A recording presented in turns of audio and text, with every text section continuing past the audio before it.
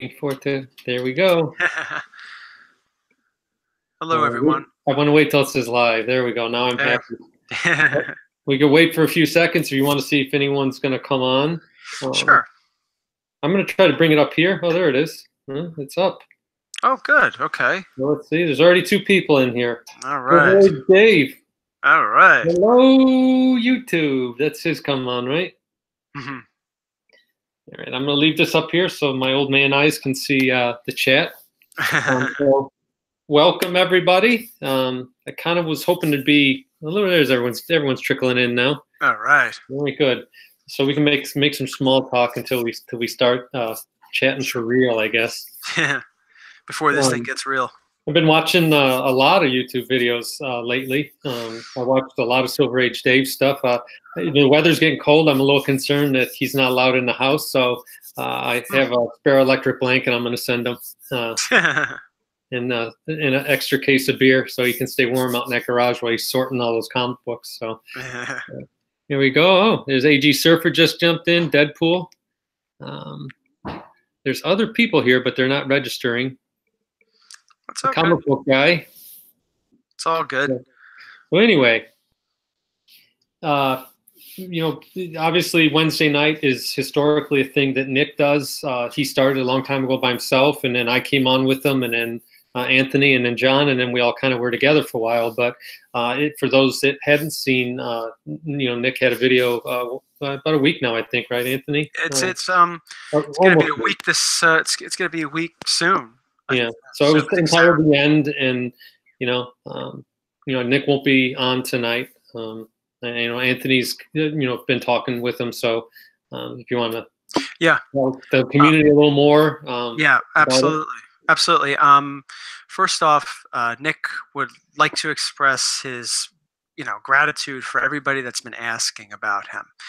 He said in his video that he was going to stay away from YouTube for a while to sort out a couple of things. He really wasn't going to respond to comments and so forth. But I told him, all of you that have contacted me, that have asked, about him, expressed concern about him, I relayed that to him, and he wanted me to say thank you to all of you that have expressed concern. I know I haven't been able to reach out to every one of you, his gratitude for all of you asking for him, but I figure now is the best time to say it. So he's very appreciative for everybody that's been asking about him. The only other thing I want to say about the situation is that, I know there's been some concerns, his health, other family members' health. I'm here to say that everyone's healthy. There's nothing to do with anything like that. It's just that Nick has to sort out a couple of things. We all go through periods like that, I think, in our lives where we need to separate personal joy with personal life. Yeah. And this is that time for him. And one day he will be back, and we'll all love to see him again and bring him. We're going to have that big chat again. But until that time, he needs some time away to sort out a couple of things. Yeah, and I think especially someone like Nick, that he's on almost every day, and he's kind of an open book. And sometimes when you're dealing with stuff, it's near impossible to deal with it if your life's a fishbowl. So I get it. And I just, obviously wish him the best. I've been trying to stay in touch with him a couple times a week, and at least every day if I can, even with this quick note. And he may not reply to you, but don't stop sending him emails, everybody. I think they do. When you go through stuff, it's good to know you got friends out there. Absolutely. So anyway, we just wanted to start off. We didn't want to be somber, but we didn't want that to be hanging over all night as everyone's wondering what's going on, or in the chat. I'm sure a lot of people would have said that. So that's it. So now you mentioned the word fishbowl. Yes. Speaking of fishbowl, yeah. Did you see the new Spider-Man Far From Home trailer? I did, actually. So what did you think of Fishbowl Head? My first thought when I saw the scene, I thought, okay, that's kind of cool, but spoiler alert, everybody! Spoiler alert! Spider-Man dropped. Marvel dropped it today. For those who didn't see, it looks great. I think Tom Holland's, the best Spider-Man yet. he just totally gets to me. He has that whole teenager kind of thing, and maybe an older, younger doesn't bother me. But the Mysterio flying, and then the kids comment something like it's like Iron Man and Thor combined. I was just like, oh, what? And it kind of felt like in The Incredibles when what's his name? What did the guy call himself? He was Buddy, but then he was the villain. Oh yeah, so I know what you're talking. To be a hero and fight this monster because he had the secret button on his wrist. I think that's what they're going to set up with Mysterio. I bet whatever that creature is he's fighting, he created. Oh yeah. Come on, he's supposed to be the master of illusion. Yeah, I wouldn't be surprised if, I know we're getting into stuff that we hate doing. Yeah.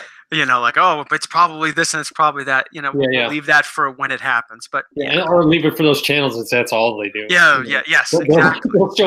They'll show frame by frame of that scene of Jake Gyllenhaal. Yes. But they need to splice, so in between every other frame, they should go back to Brokeback Mountain. The Elemental. He's really fighting Heath Ledger. Yeah. There's a psychological thing going on here. But PTSD from the tent scene. But slip on a pan of beans.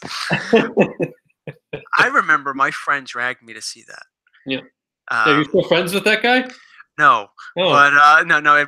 We did you go out to like a romantic Italian restaurant afterward? He wanted to. Yes, he did. Maybe finish up the night with like a Lady in the Tramp kind of spaghetti thing at the end. God. But no, I remember. Yeah, he dragged me to see that. For several reasons. But yeah, that was hysterical though. We were all watching. We went with a couple other people. We were watching that in the theaters. Obviously, said we were in the theaters. And that one scene where Jake Gyllenhaal and they haven't seen each other in a while, and they just started embracing and all that stuff. It was pretty interesting.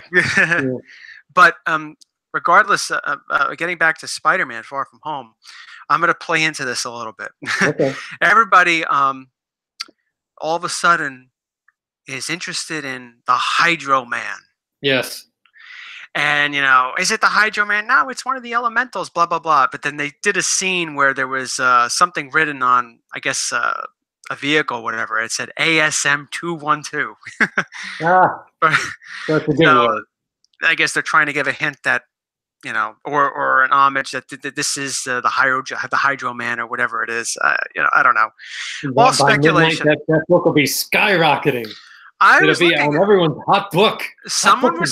Someone had a 9.8 on eBay selling it for $2,000. I'm just like, oh my God. I mean, I guess we all get caught up in that, oh, new villain, new character, let's go get the book. I think we're all guilty of that. Yeah. Sometimes though, I think it gets a little out of hand. Should have got the Hydro Man a year ago when it was in a $1 bin. Yeah. Well, when I first saw it, I thought maybe it was Sandman because it looked kind of. There's rumors about that too. Yeah. There's rumors that the Sandman. Yeah, but you know what? I'm just gonna wait. I'll watch whatever trailer they get. I'm not gonna watch any of these speculation things. I know we're guilty of it. We're just having a fun time. I'm not going to dedicate a video or an entire channel to what might be or what I think is going to happen. Oh, I thought your next video was going to be bit by bit Spider-Man: Far From Home. Now, if you see this scene, you could tell that Ned is really going to be the Hobgoblin in the next one. Yeah. Actually, I got to get my glasses with the tape in the middle. Well, actually, the Hobgoblin is not Ned Leeds. If you follow the storyline. His last name is not Leeds. No. So yeah, I don't know. I'm excited for it. I think it looks great. Oh yeah. I enjoyed the little scene there with Happy and his aunt. I thought that was a good uncomfortable moment because I was feeling uncomfortable watching it. Something about Jon Favreau, he makes me uncomfortable. Join the club. Yeah, I don't know what it is about the guy, but he's just something about him. He creeps me out a little bit. I mean, going back to Swingers, if you ever saw that movie, that's the first movie I remember seeing him in. He was making me uncomfortable watching that movie Rudy years ago. Yeah. There's something about the guy. It's just, I don't know. He's something. He's creepy. I don't know what it is, but anyway, yeah. So I enjoyed that. I haven't watched too many other things. I started watching a few things on Netflix. Mm-hmm.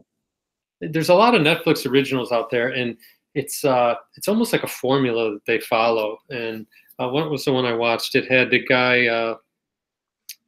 He's in Ant-Man. He's kind of he's a Hispanic guy. Michael, is it? Oh, I know who you're talking about. Yeah, he's like the head, one of his best friend or whatever his name. Yeah. It's the guy that's kind of like he's a good planner. He's the lead in it. Yeah. Extermination, something like that.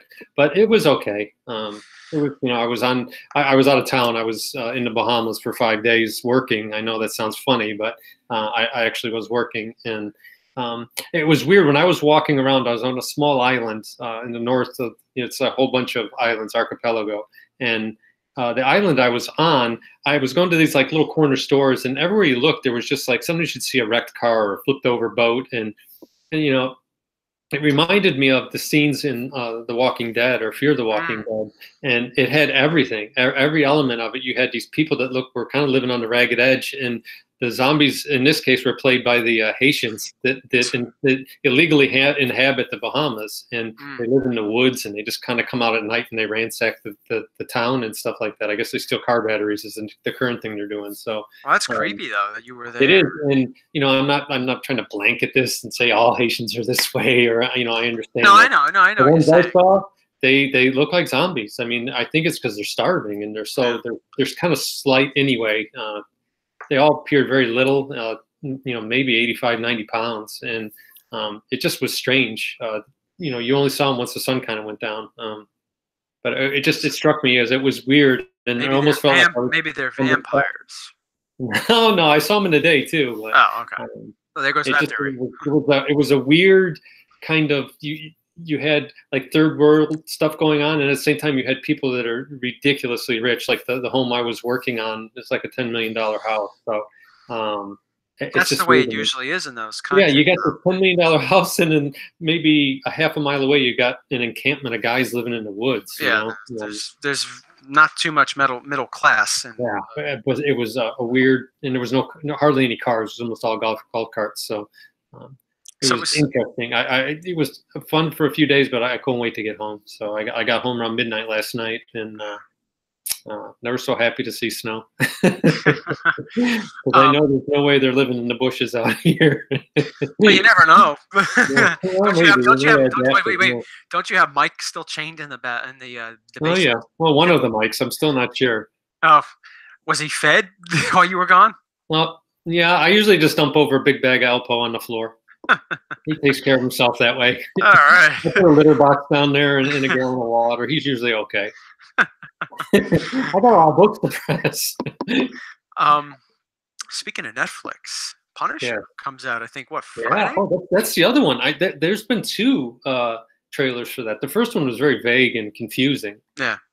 The second one was okay. I don't know about the Jigsaw. I mean, he didn't really look like he's got that bad a facial scar for what he did. No, from what I saw, he didn't really look messed up. But I mean, I don't know. I mean, I don't think Micro is in this season.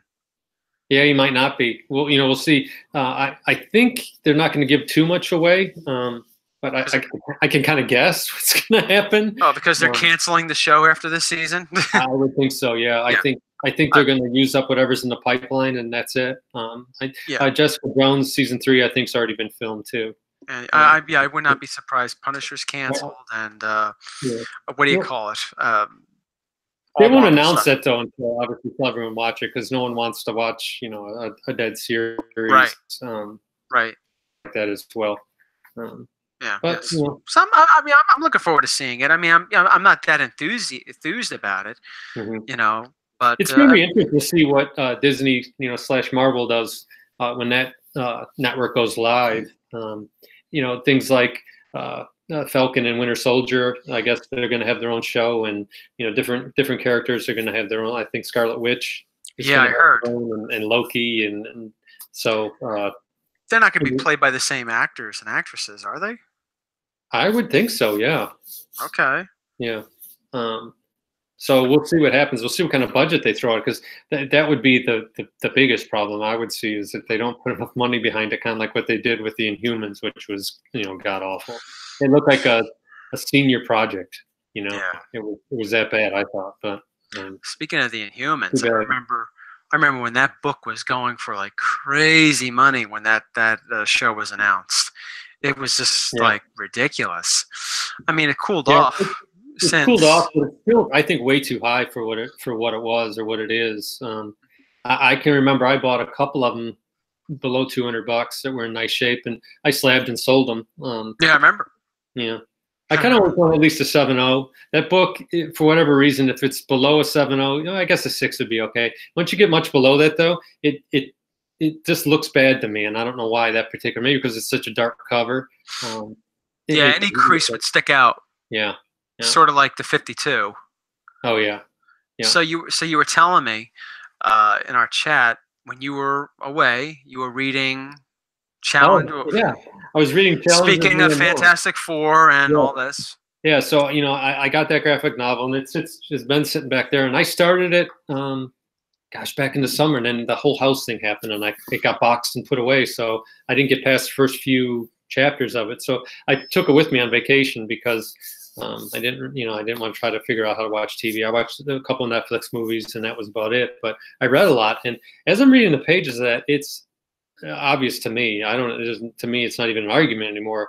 And I'm sure this is going to set everyone ablaze here with rage, some people, but it leaves little doubt to me that Jack Kirby created the Fantastic Four. I'm sure Stan Lee tweaked it a little bit, but if you've ever read that, the four main characters are exactly the same four characters. He took the test pilot, blonde-haired, blue-eyed guy, Ace, and turned him into Sue Storm. But the other characters are almost identical. There's even panels. If you look at them, there's one where the professor is smoking a pipe, and it's right out of Fantastic Four #1. It's either subconsciously or consciously. I'm sure it was conscious that this happened. Or maybe Stan Lee got together with Kirby and said, hey, you know, that was good work you did there. Let's turn them into superheroes.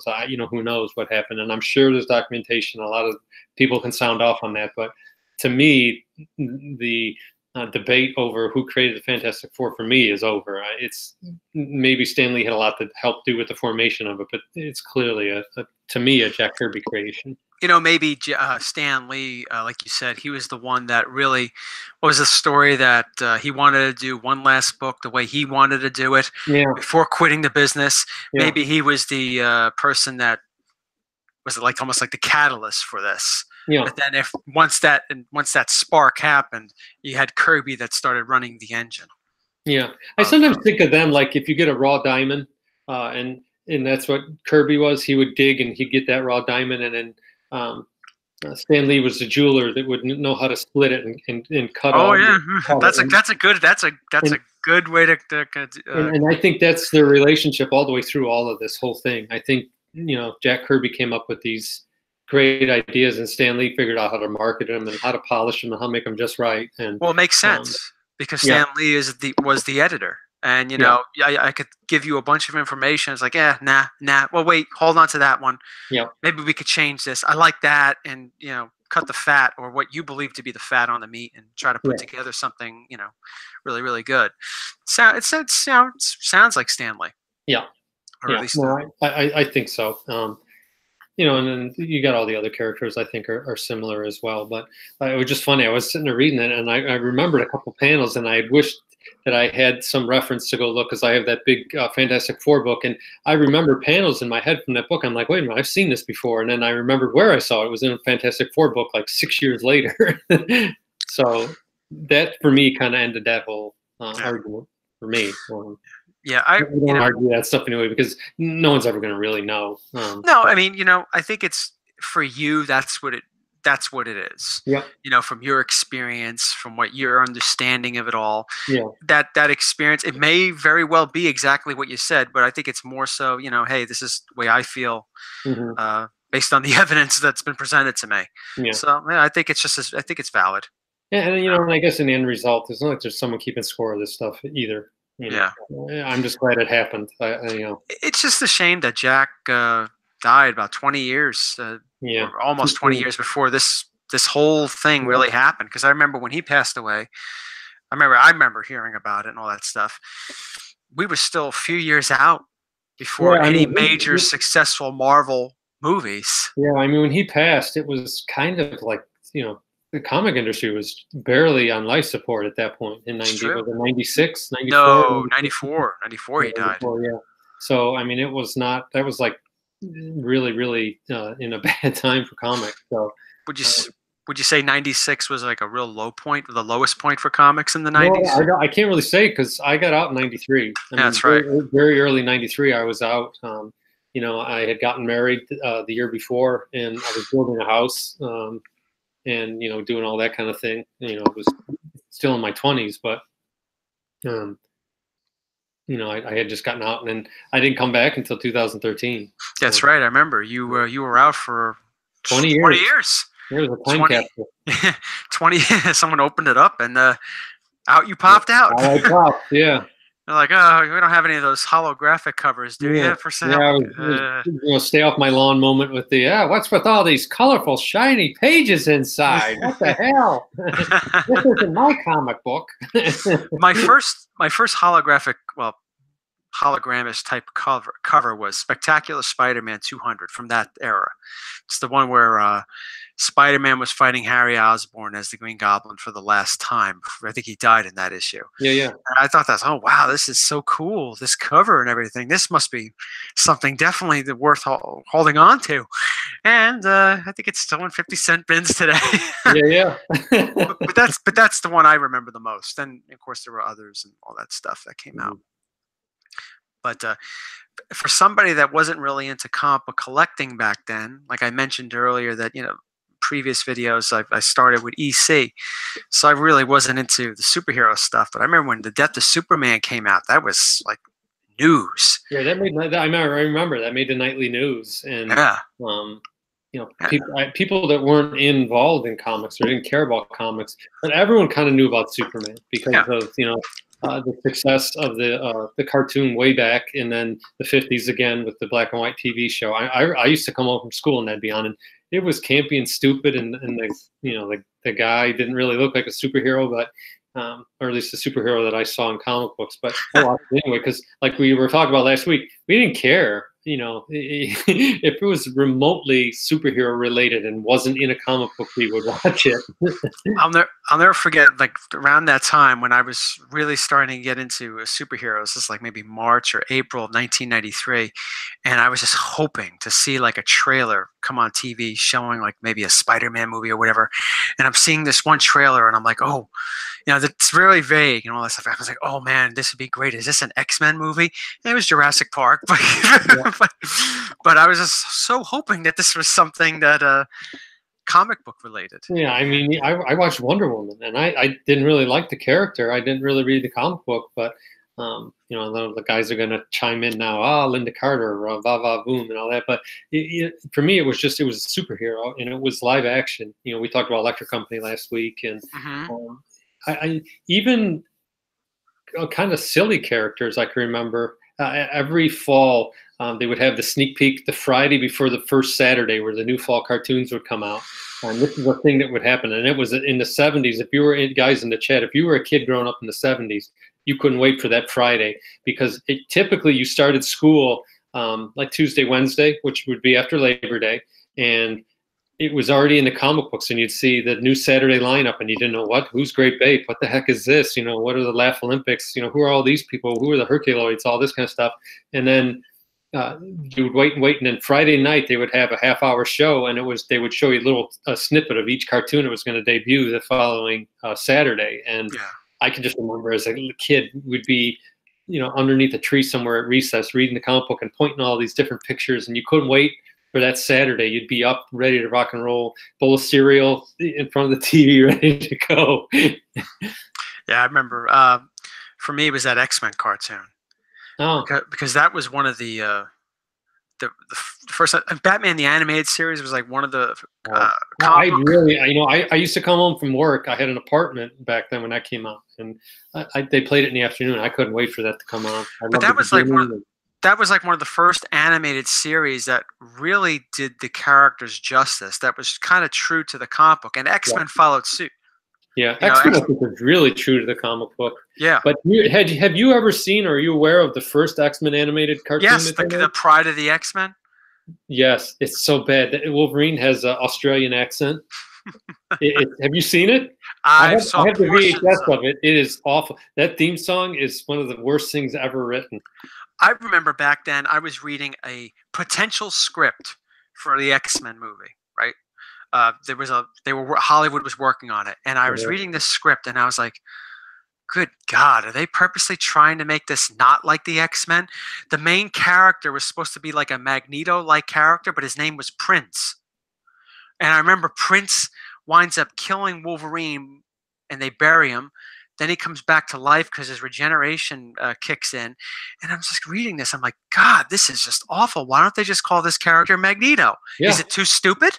Yeah. Prince is so much better. Yeah. I mean, Prince, is it going to be? Is this the theme song to this going to be Purple Rain? The one that people always point to is, and I don't understand this why they do this in sometimes in cartoons, where they'll create a new character. And Marvel has so many characters to choose from. And one of the X-Men cartoons, I have a stepbrother, and he was a little kid. He was watching X-Men. I remember I watched it with him once, and there was this character called Morph. And yes. why did he gotta invent a character? There's like 200 X-Men. You couldn't find one that could play that role? Yeah, I mean, I thought they had a pretty good roster to begin with. All they needed was another throwaway character. Because the whole thing was they killed Morph in like the first episode. Yeah. Well, why not just use Changeling? Changeling, use Matter, with the Multiple Man, any of those people. Yeah, I mean, they had to create a character Morph. Yeah, it made no sense. No. But those were great cartoons. I must say, the early '90s, they had a lot of great comic book cartoons. X-Men, then they had Spider-Man, and I think Superman came out, and among others that were all good. I remember there was a very short-lived Silver Surfer that I remember. It was drawn with really heavy lines. I don't think it made it very long. It would have been in the 90s. And the other one that I remember, I think it was Spider-Man on MTV, and it was like the infancy of computer graphic cartoons. I don't know if you remember that. I barely. But, the one there's two computer graphic ones that I really loved, and mostly because I used to watch them before I go to work with my son. I'd he'd be getting ready for school, and we'd always watch them together. During the weekdays was Beast Wars. Transformers.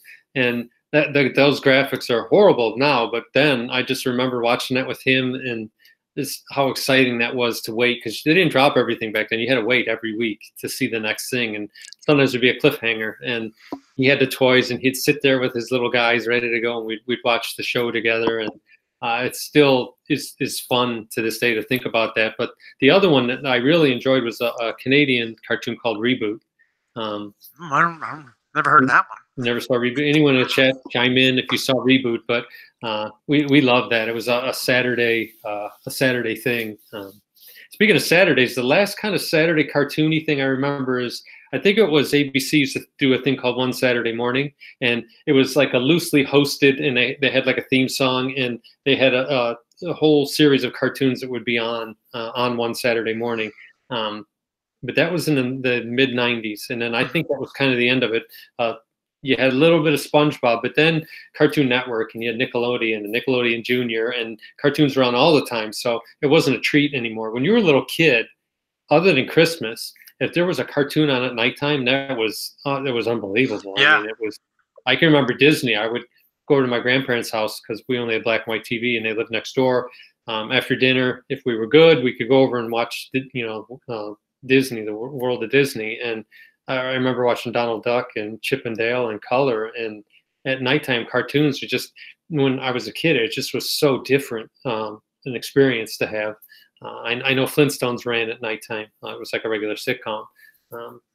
But just watching cartoons at night was just kind of a special thing. So that Friday night thing that I mentioned was just, not only did you get a little snippet of what you were going to see the next day, but it was just something more magical about a cartoon on at nighttime. It did not happen. Kids today, they don't have any idea how lucky they are. They can flick the TV on, and they can watch. There's, I don't know, you got cartoons on pretty much 24 hours a day now. So. I remember back then they did a little preview of the new Teenage Mutant Ninja Turtles season. Yeah. That cartoon, that was a big deal, because Turtles were huge. The cartoon series, the toys, they were huge in the late 80s and early 90s. For those of you, the movie was really huge. I can remember taking a stepbrother to it, and it was people are losing their minds over that. For those of you that weren't, born around that time or don't remember that time, when it comes to Teenage Mutant Ninja Turtles, we talk about it in the comic world as it's a pretty rare book to get in first print, a nice grade and all that stuff. You would think it's been, almost like an obscure title. But from as far as I can remember, just a few short years after that book came out, the cartoon series came out, I think in '87, a few years after the book came out. Those characters took off. They were popular for a very, very long time. I remember I had the toys. I still have them. They're downstairs, all neatly packed away. When you say that both in the movie and the cartoon, they really gave each of the main four characters, they were very different personalities. And reading the book, they weren't so much. And I think that was part of the popularity, because I think kids watching that, they identified with at least one of the four of them, because they were different. You could say, oh, I'm Michelangelo, I'm Donatello. You kind of pick one out and you kind of live through that one. Absolutely. Yeah. And they were teenagers. They had the whole teenager stick with the pizza and the whole thing. So yeah, they were very different. The personalities were very different as it's shown in the movies and in the cartoon. You had Raphael was sort of like the tough guy of the group, Leonardo, the responsible one, the leader, Michelangelo, like the goofy one, and Donatello, like the brain and all that stuff. They were extraordinarily different, and it worked. Yeah, another cartoon I can remember watching every day I get home from school was G.I. Joe. I mean, I was never. Here's something for you, Patrick. I couldn't wait, because I played with the Kung Fu Grip, the big G.I. Joes. Right. And some collectors say the only true G.I. Joes. But I didn't collect the little guys, but I loved that cartoon, and it just to see that was, and again, it was kind of living vicariously, hoping that, kind of like superheroes a little bit, especially like Snake Eyes. He was kind of like a superhero. You couldn't see his face. You couldn't see Cobra, and he was a good villain. But again, it was close. Now it's just so common. It's accepted in culture now, pop culture, to have comic books commonplace. I mean, there's so many TV shows on now. You CW, you have Teen Titans, and all these other cartoons on now.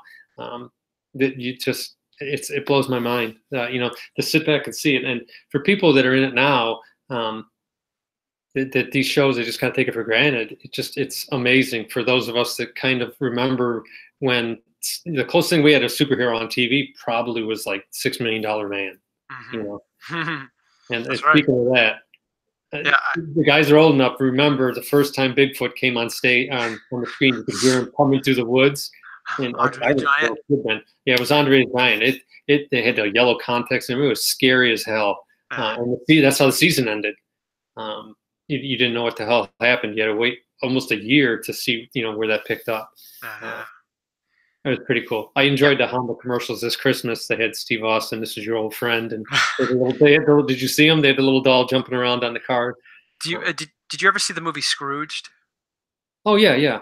Like at the beginning, like you're talking about the $6 Million Man, all that stuff. Christmas time, that opening, that fake movie opening where the $6 Million Man is saving them from a bloody Christmas or whatever. This Santa goes out the front door. That's awesome. That was impressive. It was Lee Majors. That was pretty funny. But when you talked about G.I. Joe, as a kid, that was pretty big, and so was Transformers. And when those Transformer movies came out, that was a big deal too. The cartoon, I remember, was big, but it was also kind of the end. The cartoon, the movie, back in the '80s, though, they had a cartoon movies where it was like the first time you would see these characters, and a lot of them were killed off, like pretty brutally. Well, they killed off Optimus Prime. Yeah, and you're like, man, this is something else. But one of the observations that I've noticed, and I'm not the first person to notice this, is like when it comes to those '80s cartoons, like G.I. Joe and Transformers, there are some kids out there, people that have grown up watching all of them, G.I. Joe, Transformers, and so forth. But then I've noticed there were some camps. Those that watched G.I. Joe were also fans of Transformers. Yeah. Those that watched He-Man were fans of the Thundercats. And usually they didn't, of course, like I said, there were those that watched them all, or some that intermixed. But usually most of the time you'll find that if you were a He-Man fan, more often than not, you were more of a Thundercats fan too. You really weren't into GI Joe or Yeah, see, I watched GI Joe and Transformers. I watched a little bit of the other thing. I don't know. Can you explain why though? Can you have what is it? Because that is I found that to be true. A lot of people. The easiest way I can explain it, to me, He-Man and Thundercats was DC-ish, and GI Joe and Transformers was Marvel-ish, and I was a full-blown Marvel zombie when I was a kid through the 70s and 80s. I read a few things in DC, but not a lot. I kind of grew up on DC. I would say it's like when you're a little kid, you watch Disney, and then you find out about Looney Tunes. Okay. And then that's just where you end up. That's like, good. That's how I feel about. So it's like Disney to Looney Tunes, and so it would be DC to Marvel, and then eventually EC, I guess. Well, EC, we all know, is on a different level than the other. Well, a lot of the shops that I went to in the 70s, they kept Eerie and Creepy and those kind of magazines, heavy metal. They were back with the adult magazines. Yeah. So like they were right next to Hustler and all that. So like you'd have to go through some kind of beaded doorway to get. By the time you got to Creepy, you were like not interested in Creepy anymore. No, I mean back then you didn't care. I mean you were interested. You say Hustler. Ooh, I came here for Creepy, but I think I'll take a look. I don't know, when you're like 7, 6, 7, 8, 9 years old, girls are still gross to you. So you wanted to get to those creepy and eerie things, but you couldn't get to it because they'd yell at you if you went through the beads. They'd hear the beads rattling. Like, get out of there! A guy sitting on a stool with a stogie in his mouth. Get out of there, kid. Yeah, that is true though. Those books were more adult oriented. Yeah, especially heavy metal. Yeah, but I look at CreepyNet. I wish I could have read those back then because. Nick will point this out a lot too, and John has an appreciation for him. The black and white art is so cool, and sometimes it gets lost. And I wonder, other than cover art, when you open up the new books now, I don't notice the art so much when I'm looking at these new books because the coloring is so fantastic, and the layering, and I think we talked a little bit about last week how sometimes not even background, it's just color, and they do such a nice job with color and shading that you don't even notice that there's nothing in the background. Or you take like a 70s 80s artist like George Perez that used to draw all this crazy stuff in the background. If anyone has never seen George Perez, he likes to pronounce, go back and look at an old Avengers or an old Teen Titans or new Teen Titans and just look at the bases and like you go into the supervillain's lair, just how intricate all of the stuff is that they drew, or even Infinity Gauntlet. If you read that 6-issue run, it's amazing the stuff that he drew, and that struck me too when I was reading the Showcase book because it's a trade paperback that I got at Ollie's, and it's thick and it's all black and white art. So the art's all right there. The art and the inking are right there. There's no coloring and there's no any of that. So. It's kind of neat, and I feel like I kind of missed out on that black and white because when I was a kid, I would avoid black and white. I didn't want nothing of it. I only had a quarter to spend. It's going to be color. Yeah, that's I think I mentioned this last week when I got into EC, when I was collecting those Gladstones. There were only 6 issues each of those, and there were other companies that put them out, but I saw the advertisement for the Russ Cochran collection. I was like, oh wow, I'll get them all at once. And then when I got them and I opened it up and they were black and white, I'm like, son of a, you were like Ralphie when he figured out Drink Your Ovaltine, Yeah, I was like, oh, yeah, son of a bitch. Yeah. But that's one of the, but I've grown to appreciate you love it, probably, right? I like, I've liked it for a while. But I remember that first reaction. I'm like, oh. But then I guess was it Marvel Milestones. I think when or whatever they called those trade paperbacks, when they first came out, they were black and white. And I didn't get them because of that, and you can get them now. There's something to be said for that, I guess. And I would love to see some of these modern books reprinted if they reprint them in black and white, just to see what they look like.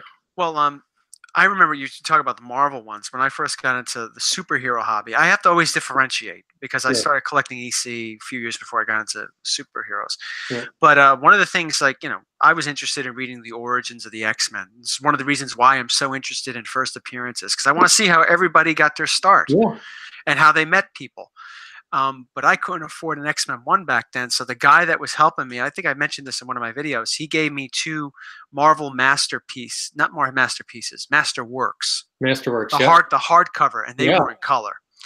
and I had X-Men 1 through 10, I believe, and then I had 11 through 20, and that's how I was able to read the first 20 issues of X-Men, to see Mhm. the artwork and to see how they started. And I remember at the time, after reading Days of Future Past and all the early 90s That crap, still freaks me it out. was That was your first experience with the X-Men was Days of Future Past. I told you that I said that to Chris Claremont, right? Yeah, yeah. And he was like, "Oh, what an issue to start with." Yeah. That's one of the old song. But I started with it because of the cartoon. Yeah. But it was good that I started with that, because if let's say I started with something else, I may not have stuck around. No. I mean, I have always liked things that are very close to the source material, which is one of the reasons why I like those EC movies from the 70s. Yeah. They took some liberties, of course, but they were very close to the source material. And that's why whenever I read a comic and after a movie or an episode was made on it, I like to see the similarities. It just, Yeah. I think too, those movies, because there's something that adds a creepiness to them when they're English. They're British. Yeah. I don't know what it is, but it just probably because it's foreign to me, but it adds to it for me. It works. Yeah. It does. When I read those books, I always hear the people in my head. They're speaking with a British accent. Really? Because of the movies? Because of those two movies? It must be, because I remember those being on. They were on late at night and you could catch them, but it was an event for me when those were coming on. Oh yeah. When I heard, somehow reading the TV guide or whatever, seeing Tales from the Crypt 1972, I'm like, oh wow. Or Vault of Horror, I'm like, these don't come down. You don't see them on HBO. No. That's the other thing too. Back then, when you watched TV, you had to watch it, because when you were a little kid, if you missed a Saturday of cartoons, and then sometimes they were serial and serialized, so the next Saturday come, you were lost. You didn't know what the heck happened, and they would reference something and you would know, or worse yet, kids would be talking about it, between classes. You're like, oh, I missed Thundar, or I missed whatever, and I don't know what the hell happened, and You know what big cartoon a lot of the kids were talking about when I was younger? Simpsons. Like, you don't miss an episode. Oh, did you see the Simpsons yesterday? Do you see what happened and all that stuff? And I was graduated by the time they came out, but I still watched it. I loved that show from the beginning. My favorite episode. I used to read his Life in Hell, was about that little bunny rabbit with he only had one ear. Matt Groening's cartoon. Oh, okay. No, it was like a comic strip. Oh, I'm completely unfamiliar with it. Yeah. So he basically took those characters and turned them into the Simpsons. Oh, okay. Yeah. Interesting. So look up Life in Hell. You'll see it, and some of the themes in the first couple seasons he did strips on. Okay. Very, very Kirby-esque, I guess. That was his Challengers of the Unknown. Oh yeah. I was thinking about it while I was reading this.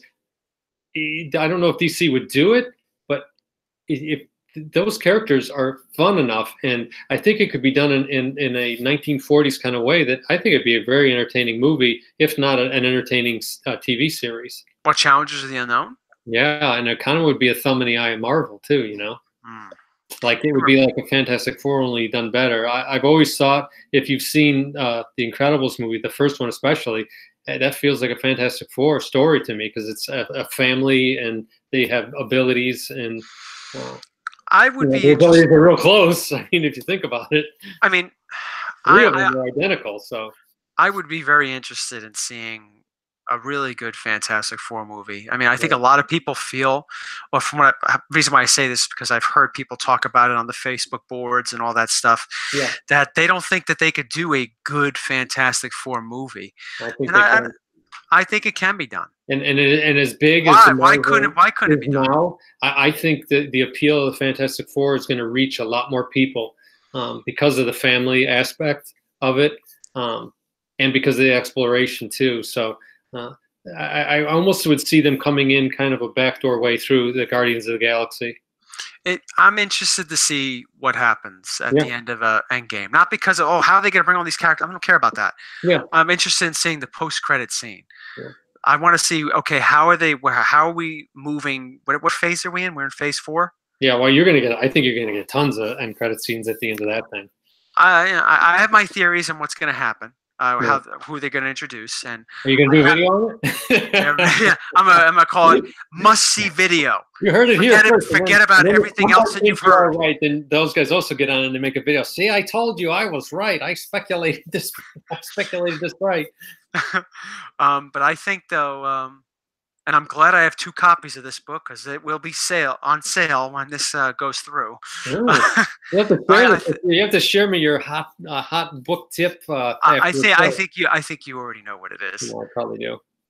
Yeah, believe me, it's not that I came up with some really great theory that nobody else could come up with. Well, but, just that run of Fantastic Four 1 through 102, there's so much rich history there, and of all of, I think, the teams, they have probably the best rogues gallery of villains. If you think about the villains that they have, and they have Doctor Doom, Galactus, Nihilus. I mean, I would start with Nihilus if I was them. That's where I would start, but. You know, I think Galactus is too big to drop in your first movie. Doctor Doom's left such a bad taste in everyone's mouth. They need to save him. Maybe he needs to show him. Maybe show him in like cameo type thing. Yeah, drips and drabs. And I don't want him to get powers like they did. No, because that's not the way it happened. No, you know, the movies. Even though I liked the remake movie and the follow-up, Rise of the Silver Surfer, they explained how Doctor Doom became Doctor Doom because he was with them and all that stuff. You don't have to do that. No, you don't. I mean, there's no reason why you can't have this other guy out there. Well, I mean, I was thinking about the other day, the Hulk movie. They didn't really. You didn't see his origin in that movie. They didn't say that what happened in that first Ang Lee horrible Hulk movie actually happened or was part of this universe. But they really didn't get into how his origin story. The same thing with the Joker in Dark Knight. There's some things you just really don't need to explain. We all know that story. I mean, there's a mystique about it. Like, you could mention it in drips and drabs throughout the film. Like, like in the Dark Knight, he gave 3 stories on how he became the Joker. And it was almost like a tip of the hat to the Alan Moore telling, where you just don't know. Maybe the whole thing is just his perception on how he became the Joker, not what really is. No matter what, it's entertaining. Well, I don't need to handle the same way, right? In Homecoming, they didn't really. And you don't need to. I don't need to see that his uncle got shot. I don't need to hit by the spider, and we all know that whole story. They already had 2 series on it. And it's the same thing with Superman. Yeah. I know he came from Krypton, and he had human people. I know they changed it up a little bit with Kevin Costner saved everybody from a tornado, but fine, whatever. But it's just, if they plan to reboot Superman, which I think they will, we don't really need to see him land on Earth. No, I hope not. And all that stuff. It's just, we know where he came from. Yeah. And we know how Batman became Batman too. Yeah. Yeah. I agree. I don't think they need to do that, but the Fantastic Four is one that I'm really looking forward to. I'd love to see it done and done right. And obviously the X-Men, I know there's a group of, segment out there that loves those movies and thinks they're good. I'm not a big few of them are good, in my opinion. A few There's of them. Decent parts in them, but I do think the Deadpool character has been intentionally kind of separated from that X-Men universe so that they can fold him right in, because it has a similar vibe to the other Marvel movies. What's that? They're planning to do that. Yeah. They're planning to bring Deadpool into from what I heard. Maybe I heard wrong, but I heard that they're planning to bring the Ryan Reynolds version of Deadpool as Ryan Reynolds into the Marvel universe. Yeah, that would make sense. It'd be a good idea. Yeah, I would be sad if they tried to bring that continuity and all those other way that they were done, because I just think those are.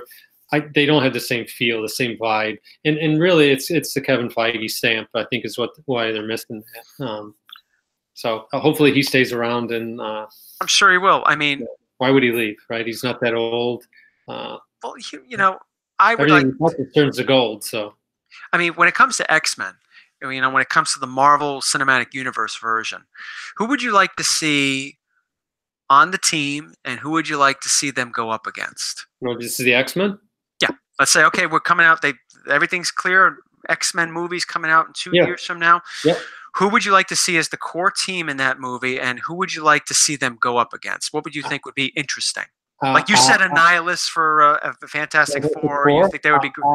I think great, and they would need to adapt it quite a bit. But I think Giant Size X-Men 1 would be a great place to start. That's pretty good. because then you wouldn't have to show all of that, 1960 stuff and the way that story came about, how he had to recruit new people to go get him and rescue him. Maybe either that or 94, I think, would be a great source material as well. You got. I think that's a good idea.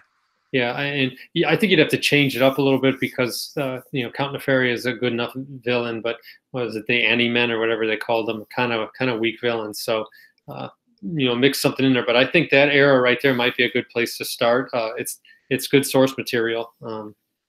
Yeah, I agree. I get why Hollywood sometimes they jump right for the low hanging fruit and what I think they feel is going to grab audiences. So they had to do Days of Future Past and all that, and throw Sabretooth up there in the first one. And I think the big thing again is no Magneto, because he could be mentioned. He could be mentioned as one of their greatest opponents who used to be part of the team or help create the team, but you don't need to see him right away, or at least in this movie. I think that's a great starting point for a new movie.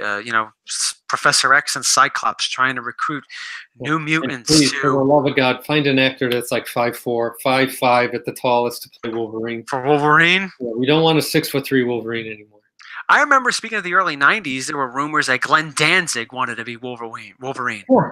He's got the height for Wolverine, but they're like, Glenn Danzig would make a great Wolverine. There's got to be people out there, and it doesn't have to be someone that's known. I mean, if you think of some of the characters that are in the Marvel movies now, they weren't exactly household names when they started out. Yeah, I don't think the Thor was a house. The guy who plays Chris Hemsworth. He was in a couple things. His face was around, but I mean, really, it was Robert Downey Jr. was the big star. Yeah, but he was just coming out of rehab, so people couldn't recognize him. If you look back at Iron Man, that shouldn't have worked. Think about it. They picked that actor, rehab actor. Jon Favreau really hadn't had other than I think he did like Zathura and a couple other movies. So he really didn't have much directing. And then they picked, I think, what's perceived not by comic book people but the general public is kind of a C-list character. Iron Man. It was a strange choice to go first. You would have thought they would have started with like Captain America or whatever. It worked, so obviously they know better than me. They did a great job, because I remember I was dating my wife at the time, and because at that point I couldn't care less about Marvel movies. All the Marvel movies were sad. You just felt sad when you saw them. And when I heard that Iron Man was, I'm like, Iron Man. Really? Yeah, I was too. I was like, really? Because I liked Iron Man a lot. It was still is one of my favorite characters. But it's like, and then they said who was the lead, and I'm like, And then I saw the first trailer, and I thought, all right, he could pull it off because Tony Stark always kind of was a prick. So Robert Downey Jr. is great at that. I just think that's who he is. So I don't think he's acting. It's so funny though. This generation that see Robert Downey Jr. and they think Iron Man and all that stuff. They have no idea, or at least I don't think they do. This guy's been around. My first thing of Robert Downey Jr. I remember it was from Weird Science. Yeah, Weird Science. 85. He was in those movies. You saw him in Less Than Zero. He played a great part in that. Back to School and a lot of those. Air America, was it Air America? I think with Mel Gibson. In, Johnny Be Good. A lot of stuff. He was almost like associated with the Brat Pack, sort of. He was like he was like on the B team of the Brat Pack. Yeah. But he did appear in movies like with those actors. But that's what I remember. It worked. I'm happy that it did, obviously. But we'll see. I'd like to see them. It's just so exciting how much source material they have to work with. And part of I think what they are up against though too is people are like, oh, these movies are so great. And if you think about it, it's 70 years of source material really to grind into and cook down into some really good movies. I think they've, for the most part, done a good job of sticking with the true to the character. And I'm okay that they changed their origin stories because you can't have some of the stuff happen the way it happened in the comics. I like that they don't all run around in leotards because people wouldn't do that. I think for the most part, it's been really well done. Yeah. I agree completely. I think, but they did something. They took their time with it. Yeah. And they said 2008 when Iron Man came out, like, oh, we got to quickly get Avengers out. They said, we still got to flesh out a couple of things, but we're eventually going to get to Avengers. And they were masters at the whole tease. That whole after credit thing has just become almost like a cult thing. And yeah, but you know who started that? Out there where they tie them all together. And if you watch all of, was it 19 or whatever, post credit scenes, it's a neat little movie all on its own. But do you know who started that post-credit scene stuff? No. It was the X-Men. Oh, probably. Okay. You know, yeah. I was thinking that the other day. There's going to be, 21 movies by the time Endgame comes out. And it doesn't seem like it, but if you start counting up the non-Marvel studio, Marvel-themed things, I think there's 24, 25 of them. So there's actually more of those than the true Marvel movies. Yeah, there's a ton of stuff. No, that's not true. And then you start thinking about it. There is. Well, you got X-Men 2, 3, First Class, Days of Future Past, Apocalypse, Dark Phoenix. That's 7 X-Men movies. Then you got the 3 Wolverine movies. That's 10 right there. Yeah. Then you got the 2 Deadpool movies. That's 12. Yeah, I counted those. They're on their own little island. I didn't count those in. Oh, okay. But there's just almost a dozen movies. Fantastic Four movies in there. You have Daredevil. You have Elektra. God! Please don't remind me of Elektra. The first Hulk movie. Yeah, that was a weird movie. The first Hulk movie. Yeah. With the giant Hulk poodle. Oh my God! I mean, that happened. They can't erase that. That happened. The Nick Nolte was in that, and he was the Hulk's dad, and he was the absorbing man. The absorbing man. Yeah, that's just stupid. See, when that's where you let Hollywood writers just kind of, I'm all for creative license, but that's just taking it too far. They don't respect them. About some of the crap that Marvel's done in the books within the last 5 years or so, where they'll take well-established known characters and make them female or change their race, or they do something weird with them. And I'm all for having different characters in female and male that were male or whatever, but don't take established characters. If it's such a good idea and they're such a good character, make them their own thing. Well, because it's easy to do that. That's why they do it. And they're trying to steal an audience, but what they don't realize is people that have read that for a long time, they don't want that. Yeah. Hawkeye's Hawkeye. It's not some girl. She can be her own thing. The same thing with Iron Man. Did they change Iron Man recently, or there's an Iron Woman? He was a teenage girl for a while, and they made an Asian guy be the Hulk for a while, and I remember picking these things up, and I'm just like, that's all cool that they're doing that, and I understand why they do, because it brings more people in, and it's nice when you see someone that's like you in a comic book, but make a new character. Mm-hmm. You can't. There's no creativeness left there. You're leaning on what guys in their 90s wrote 50 years ago. Something more modern than stealing their characters. I think that's part of why I didn't like Spider-Verse 2. I still am not sold on the whole Miles Morales thing. I mean, it's to me, it's just a cheap grab trying to garner somebody to read that book. I was never really into Michael Bendis either, so I think that's a big part of it too. I was never. But I was never into that either. So but we all like what we like, right? And it's nice be off the lawn moment again. No, it's good. It's good. But I can't believe it's once again, it's 7:58, everybody. Yeah, that's usually the time we notice it. Yeah. I'm sorry about the chat, everybody. It's it's been rattling on here. I think I don't know if we top 40 tonight, but it looked like it, which is pretty good. Considering we got the 2 lesser known Beatles, well, not the lesser known Beatles, but the 2 least popular Beatles hosting the show. We got John and Paul are not around, so we got Ringo and George. So these are the Beatles you call when the other 2 Beatles don't want to hang out with you at night. Well, yeah, and for everybody, live in the chat, or if this gets posted afterward, if you have something you want to hear about or talk about, let us know. I do try to go through afterward, and I'll rewatch this, and I read the chat. And if there's any pointed questions, I try to answer those. I did it last week. I'll do it again this week too. So I'll let this run a little bit. So if you got a question, put it in there, or wait till it posts and then put the question in there. we have some ideas so that it isn't just Anthony and I talking about what we like and what we don't like. I do want to, maybe bring other people in, maybe not for the entire chat, but for, subject matter experts, let's call them, like say, Anthony, we were talking today, like we talked about EC, I definitely would want Ed to come on, EC Ed. Yeah, we want somebody talking about Golden Age books. You'd bring on DS or Knights of Old. And don't worry, you don't have to show your faces, because I know a lot of you guys don't like that. Or there's just a lot of collecting. I mean, you got a lot of knowledge base in there with like Silver Age Dave and Alan from After Comics and guys like that out there. So yeah, that's what we're interested in. Yeah. Yeah, some guys I noticed last week. I noticed hadn't gone in there, and I maybe they don't know about my channel. They don't subscribe to me, but I think it's Tech Kid 31. He usually is on Nick's channel, and he might be thinking there is no chat on Wednesday nights. So if anyone knows how to reach him, let him know, and let everyone else know, because Anthony and I plan on doing this indefinitely. Yes. Hopefully Nick comes back. But again, he just needs a space right now, and that's great. And we both are talking with him. So and like I said in the beginning of the chat, please keep sending them notes, because when you're going through stuff, it's nice to know you're not on your own, because a lot of times you feel isolated and alone. And I know this hobby kind of lends itself to that sometimes, especially if you've been a collector for a long time. There was a stigma if you were a comic collector, and it's not these days. But I think a lot of guys collected and read comics alone and have anyone to talk to. So this community is awesome, and it kind of has grown into more than just a comic community. I think a lot of that strife you saw in 2017, at the beginning of 2018 is kind of gone, where you had all these little cliques and factions. I think a lot of that settled down.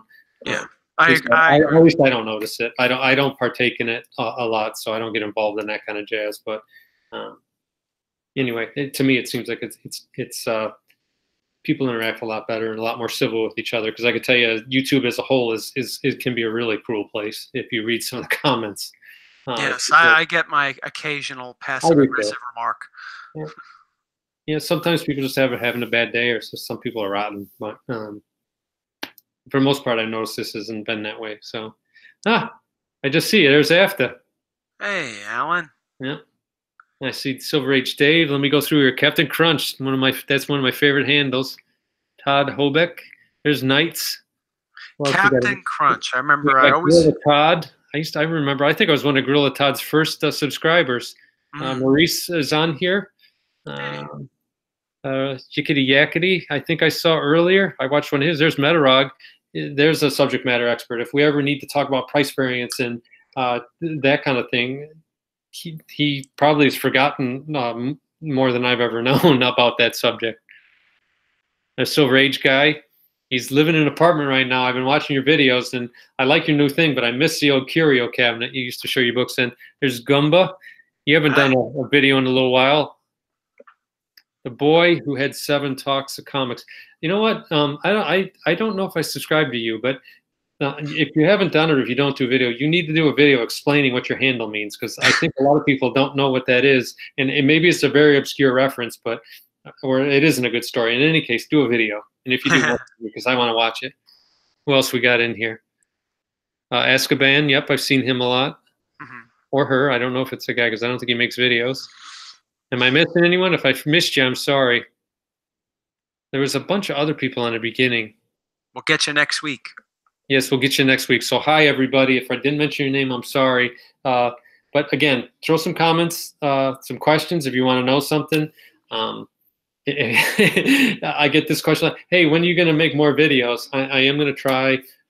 This does kind of give me my outlet for it. I do have a lot of my favorite ones to do with paper time machines. I think a lot of people like those. It's second, third, actually. First is if I do a haul. Everyone likes when Mike's on. So Mike is going to get some books back, and we're going to do a live Wednesday night. I'll have Mike over to my house. We'll unbox the CGC books live, and we're going to have Anthony on with us. And I might bring in some other characters too, depending on what book we're bringing in. So some of the books, if they're going to be like a Golden Age book or a super old Silver Age book, I'll be contacting some of you. So watch your messages. Yes.